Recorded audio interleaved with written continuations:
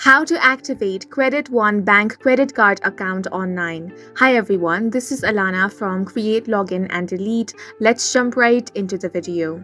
Activating your credit card is a quick and easy step. However, there are different ways on how you can activate your credit card. You can activate it using your Credit One Bank mobile app or the website. You can also call the toll-free activation number on the sticker attached to your card. If you want to activate it using your mobile app, you first have to download the mobile application.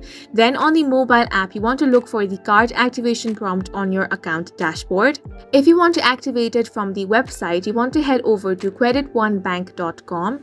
Here on the login portal, enter your username, then enter your password and click on the Secure Sign In option.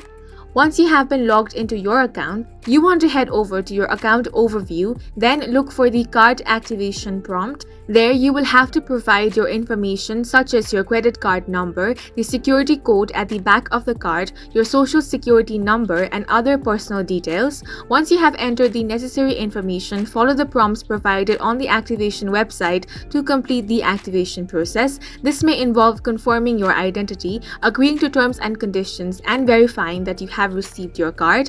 After successfully activating your Credit One Bank credit card online, you may receive a confirmation message or email confirming that your card is now active and ready to be used.